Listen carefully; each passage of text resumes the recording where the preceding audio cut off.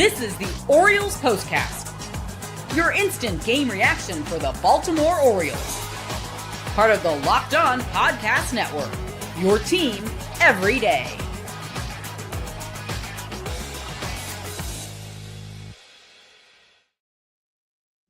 This is just what the doctor ordered. Finally, a complete game out of the Baltimore Orioles at Camden Yards. A 9-1 win over the Cleveland Guardians on this Wednesday night. Hello, welcome. Thank you for joining me here live on YouTube and listening on the Locked On Podcast Network, wherever you get your podcasts for free.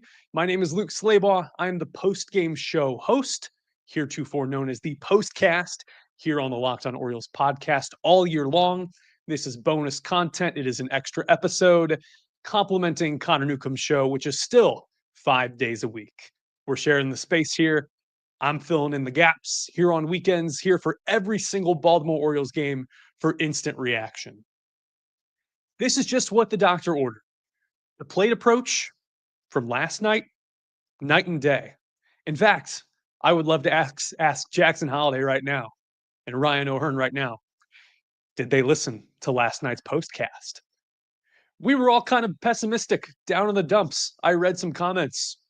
It was a low time to be an Orioles fan. And who knows what tomorrow brings. However, we saw the plate approach really shine in 3 innings in particular. Home plate umpire Will Little had a shrinking zone, and he was pinching Gavin Williams, the right-hander for Cleveland, on the corners throughout.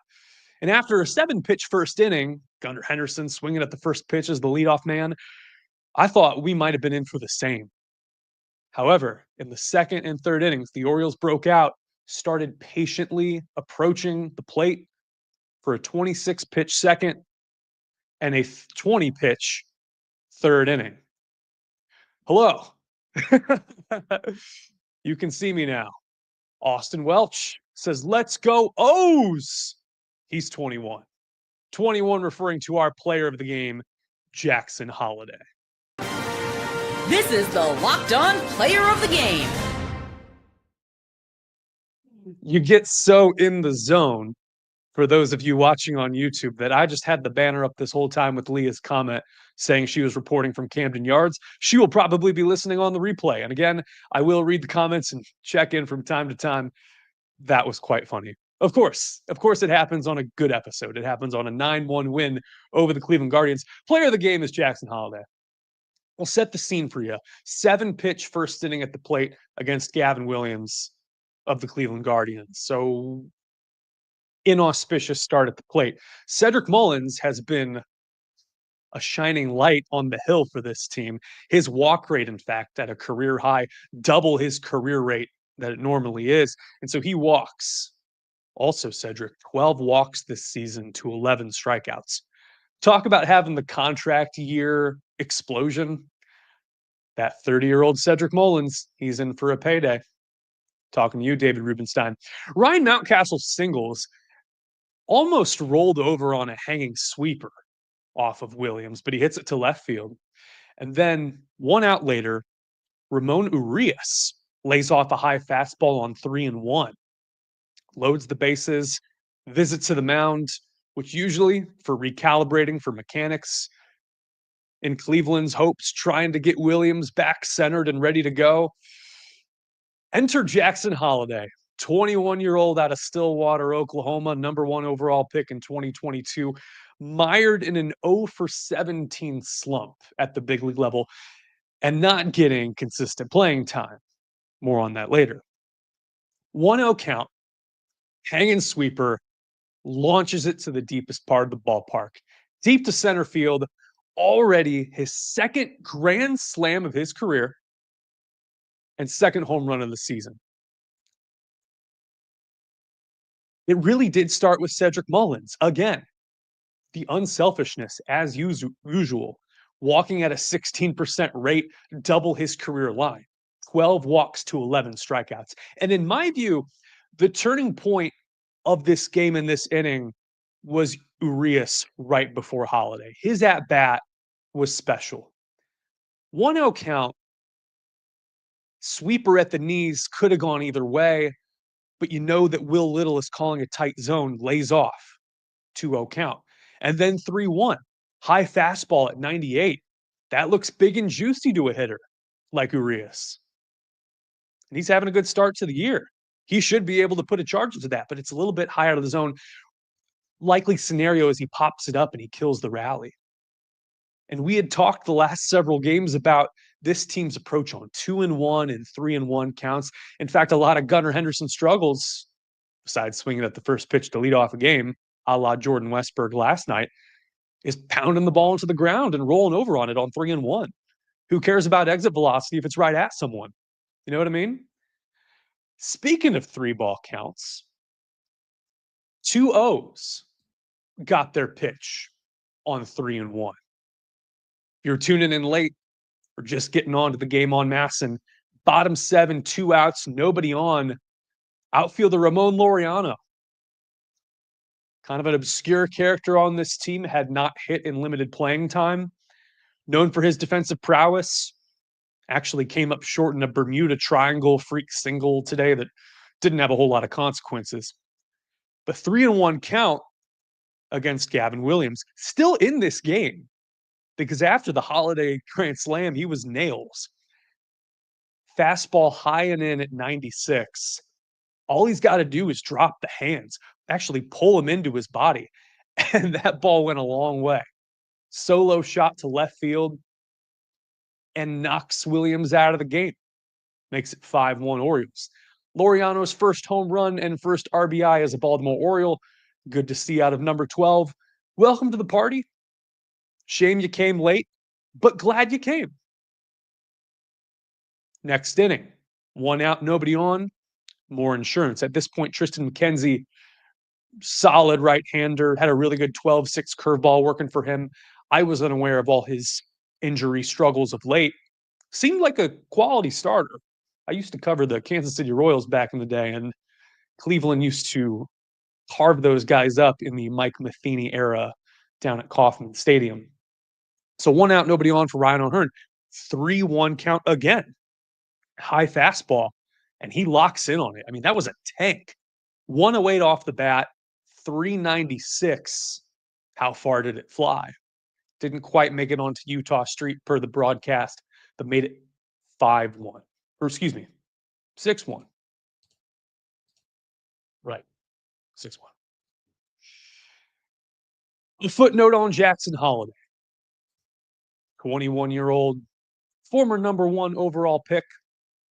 To the powers that be who may be listening, you gotta play him every day. You do not bring up someone of this caliber for him to ride the pine every 3 or 4 games. I know I'm not saying anything super controversial. I think Orioles fans are usually united on this.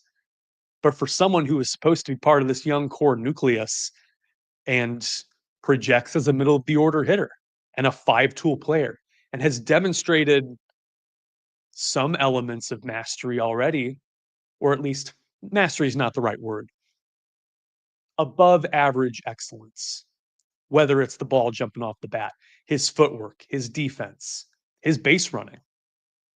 He's a very polished player, great pedigree. I know his dad, I know his uncle, solid people.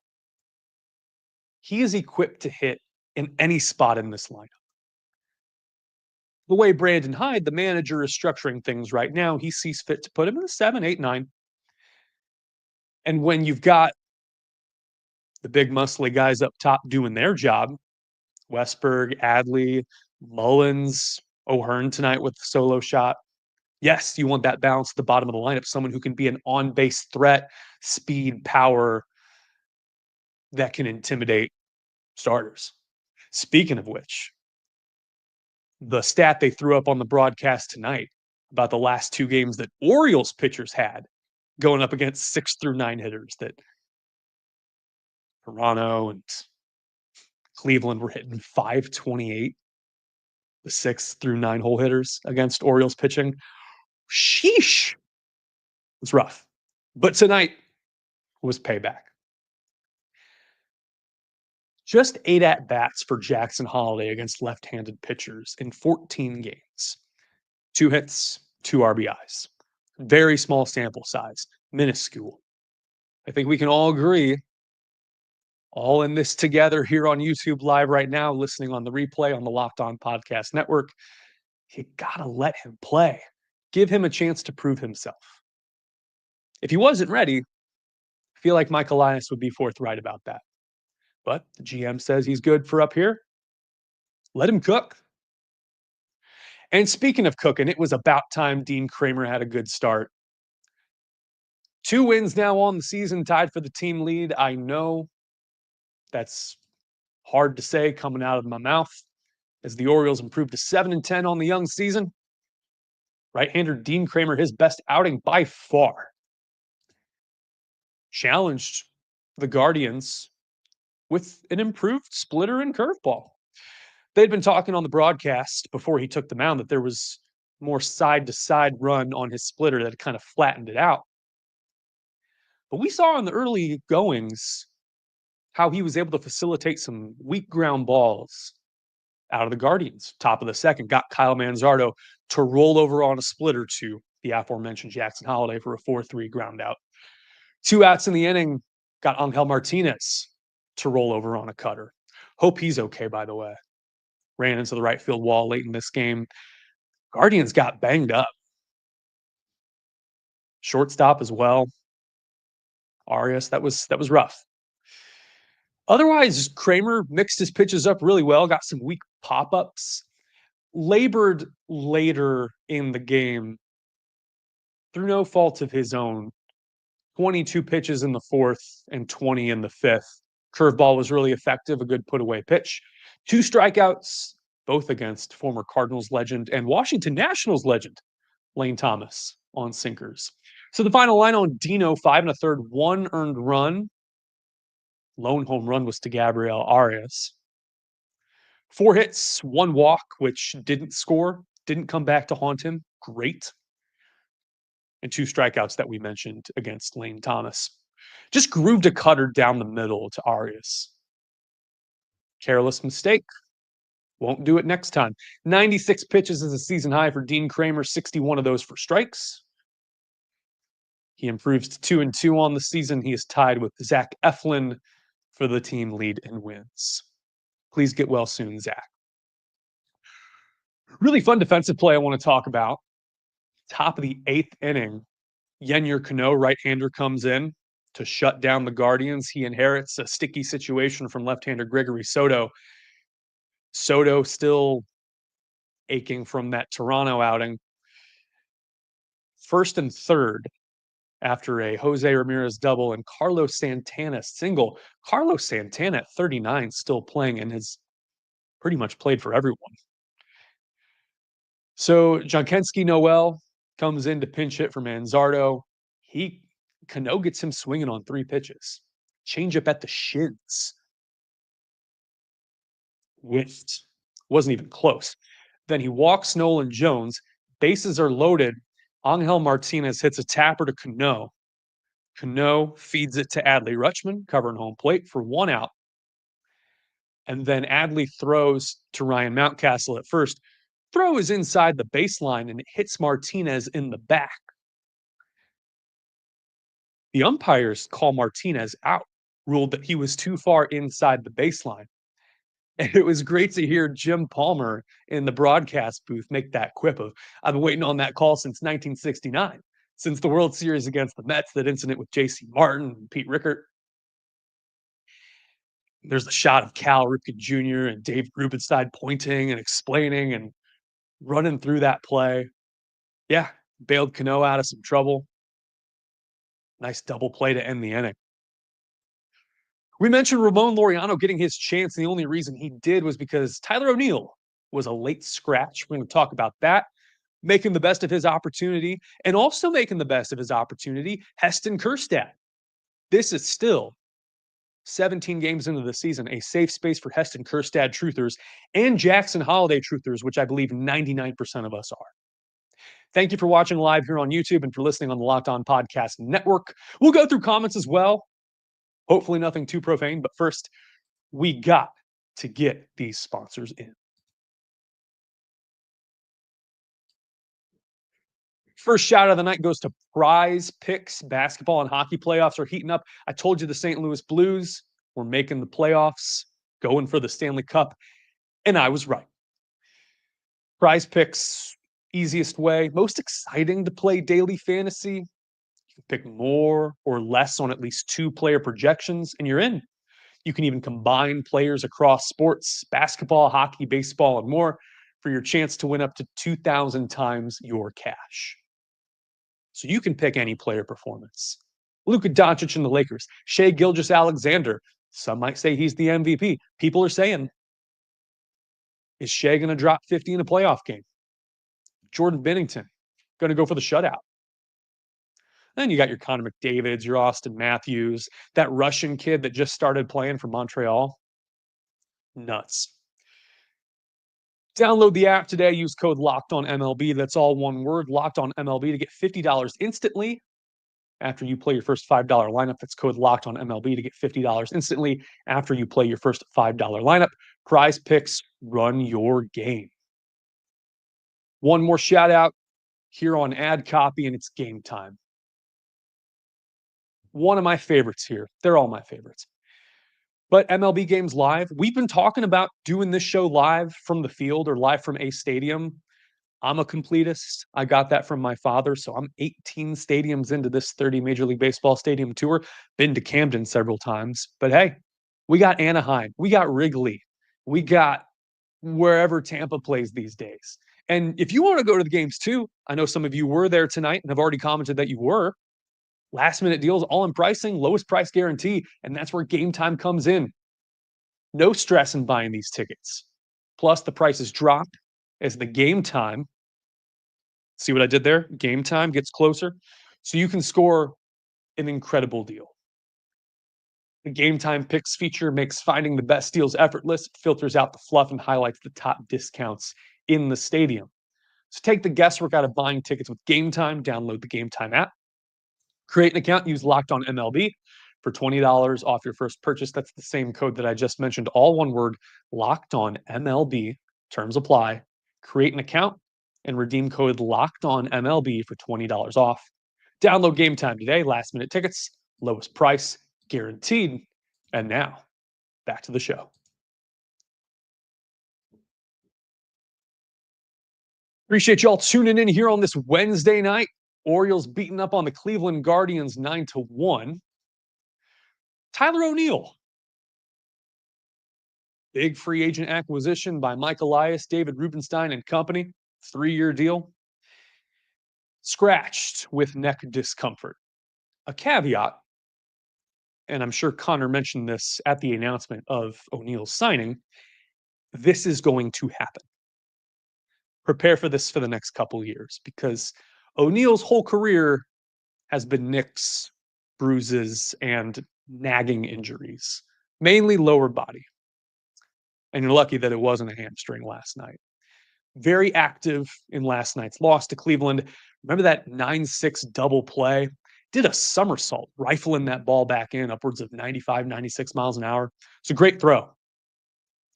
Ramon Laureano gets his chance to prove himself in left field. Heston Kjerstad slides to right. And what a great lineup in retrospect. I know a lot of Orioles fans were not jumping for joy that they saw Laureano in the lineup, but hey, left to right splits be darned. Heston Kjerstad made a heck of a play in right field. We go top 6, 2 outs, runners on first and second. Right-hander Brian Baker now inheriting some runners from Dean Kremer. And Angel Martinez hits a liner to right center field. This forcing fastball over the plate by Baker. Not his best pitch, but 99, some good run. Kjerstad starts sprinting at an angle, kind of towards the gap. He catches the ball and slides. Has to slide to the warning track to make a really nice heads-up play. Heston also got in on the batting action as well, bottom of the 8th. 6-1 game going up against Tristan McKenzie. Wild pitch had moved Ryan Mountcastle to second and Cedric Mullins to third. 1-0 count, gets a low fastball, crushes it to right field. 2-run score on the RBI single, then he takes second on the throw home. As I have mentioned many times, this is a safe space for Heston Kjerstad and Jackson Holliday truthers. Running up on 20 minutes here on the Locked On Orioles postcast. Goob says Austin Matthews go Toronto Maple Leafs. Sir, I don't know if you're in the right chat. I appreciate it. Aiden Hunt comments that Cedric Mullins still looks like his 2021 self. And I would agree. 2 walks, finishes 1 for 2 with a double and a run scored. Blue Man 25 comments. Hopefully tonight was the boost we needed. Build on the momentum, birds.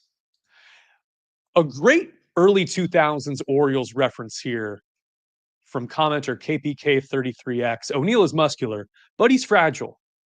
And even he would probably say that. Remember David Segui. David Segui, one of the more obscure mentions in the Mitchell Report in the mid-2000s. Panorama Jazz Band, a regular commenter, commented last night, says that one felt good. Zach James comments, hey, Luke, love the show. Thank you, by the way. This show is a complimentary piece. It is bonus content. It is in support of the main show. This show does well. Connor does well. Locked on O's does well. Also, the reason why you see that MLB squad show pop up, the whole Locked on MLB thing, it is to prop up its current everyday shows. If you're an everyday listener to Connor Newcomb's Locked on Orioles podcast and you're new here, I'm Luke. I'm renting space, saying hi. Want to make this a really supportive community, and of course, revel in these wins. This is instant reaction. We don't watch the post-game show en masse, and we interact with you directly. Zach James says, hey, love the show. I want to ask if you feel the same frustration how Gunner's approach is looking right now. He kind of looked lost tonight, and he has. With a couple aberrations. There was that 3-hit game in the Toronto series, I believe. He's been hitting the ball hard, but is he choosing the right pitches? And I don't think Brandon Hyde has figured out the leadoff spot yet. It was refreshing for the first 3 games, and it actually might have been 2 of the first 3. I'd have to go back and look at my notes as I'm still using this composition notebook. Colton Cowser led off games 1 and 3, if I'm not mistaken. Someone check me on that. I'll have to check myself as well. But that was a very disciplined hitter and a balanced approach. You could count on 5 to 6 pitches. That just sets everything up well. We even saw it tonight that the approach from the Orioles, you go from 7 pitches in the first, 26 to 20, and you're cooking. You've got Gavin Williams on the ropes, and then 7 pitches in the fourth, 8 pitches in the fifth. Something is being lost in translation, and this is not a knock on hitting coach Cody Ashe or anything like that, but the math ain't mathin', or it's averaging out into this milk toast lukewarm type of approach at the plate. Blue Man 25 also comments that O'Hearn's home run was a space ball. Gotta love to see it. Nehemiah Lockett, regular commenter and viewer, says Jackson grand slam. That's what it's all about. Tom Keating, and that name also sounds familiar, comments, Luke, great job. Loved your content. And made a comment about CNL Perez. Yes. We might wrap things up and look ahead to tomorrow. What is the motto for tomorrow? Just win, baby. I don't care how ugly it is. I don't know what tomorrow has in store, tomorrow evening. I had mentioned in games prior, especially after the Arizona series, that how this homestand goes would determine this trajectory of the team. 3 games in DC, and then you are going right into May, and you got the Yankees, and it does not get any easier. Of course, the season starts to wear you down. Heck, 17 games in, I'd feel a little bit of fatigue myself. Right-hander Tomoyuki Sagano going for win number 2. He is 1-1 with a 3.86 ERA, going up against Tanner Bibby. Bibby with a 4.40 ERA. That is on Masson, and that first pitch also at 6:30. I want to say thank you again for listening here. Our repeat viewers and listeners, you're always welcome. I'll be active in the comment section as I normally am. Leave a comment, leave a review. I want to say thank you again for listening here on the Locked On Podcast Network. Jackson Holliday changing the game with a second inning grand slam. Dean Kremer earning the win. A whole lot of bright spots in a game that was desperately needed, a win that just feels satisfying. Final score, Baltimore 9, Cleveland 1. Rubber game tomorrow, and I'll see you right here, right afterwards. Thanks for listening. Have yourself a good night.